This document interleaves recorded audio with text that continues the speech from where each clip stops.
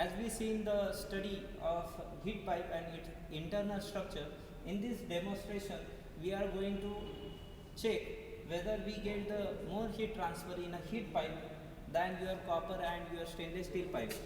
So for that purpose we make this test strip. As per this test strip, we take the equal length of all the pipe. So if you see, this is the heat pipe, this is the copper pipe, and this is the stainless steel pipe. All these pipe having a same diameter, that is 38 mm, and the length is 400 mm. So geometrically they are equal.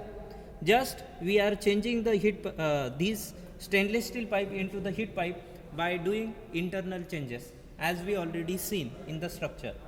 Now we provide the equal amount of heat to all these pipe, so as to the race amongst them will be the same.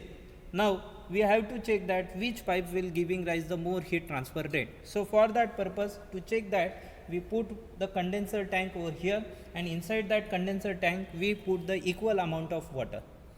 Now what is the central theme? When we provide the heat to these pipes, equal heat to the pipe, if the pipe which having more heat transfer tendency, they can transfer more amount to the water, and water temperature will be increases.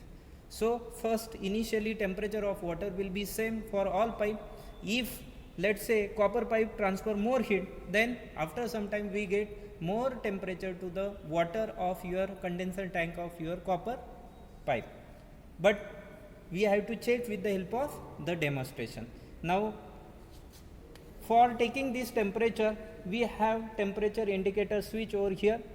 Now along with that, we have to also study what is the temperature along the length. That's why we put the 5 thermocouples along the length of pipe. Let's say T1 to T5 thermocouple on heat pipe, T6 to T10 on copper pipe, and T11 to T15 for stainless steel pipe. To take the temperature of water, we have T16 thermocouple, that you have to just put it inside the water, so as to you will get the temperature on indicator, temperature display board. Now if you want to take the water temperature of copper tank, then you have to insert in copper tank, likewise in stainless steel you have to put it. So you get a T16 for heat pipe, copper pipe, and stainless steel pipe. After some time, the pipe which giving rise more heat, the water of that tank will be more heated. That means the heat transfer rate of that pipe is more. Now how to give the inputs? So for that purpose, you have to put this thermostat slowly and put on a constant voltage and current. Now the heat is flowing from here to here, and this is given to the water. To measure the temperature along the length, we have T15 thermocouple, T1 to T15 thermocouple. In that, first 5 for heat pipe, next 5 for copper pipe, and next 5 for stainless steel pipe, and last T16, it is for the water present inside the condenser tank. So let's we see how to give the input. So this is the main switch. I on the main switch, then gently I increase the voltage and make sure that this voltage will be not exceed the 100 volt, because this is the last limit.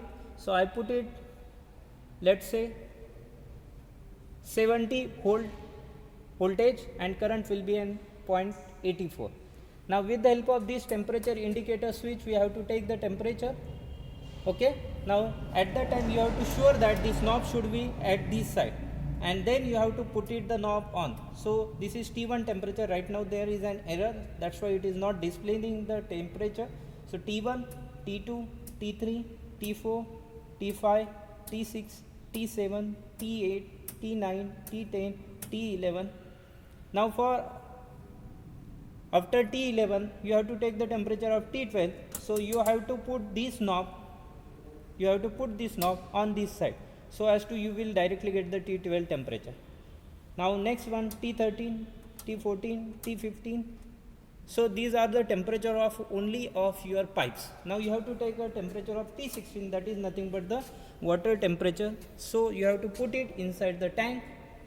Now you have to take down the reading of water in case of heat pipe, that is T16. Then you have to keep this thermocouple for 5 seconds in a air, so as to that temperature will be get nullified. Then put it in a copper so as to you will get the T16 for copper pipe. Again leave it for 5 seconds and then put it again in a stainless steel pipe. You will get a temperature of T6.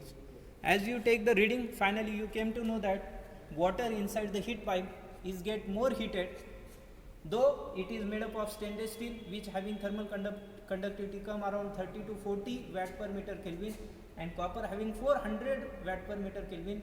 So the thermal conductivity is very high for the copper. Then also your heat pipe will be giving more amount of heat transformation, because the construction will be get changed, and due to that this simple pipe will be get converted into heat pipe. That's why we will get the more heat transfer pipe. Thank you.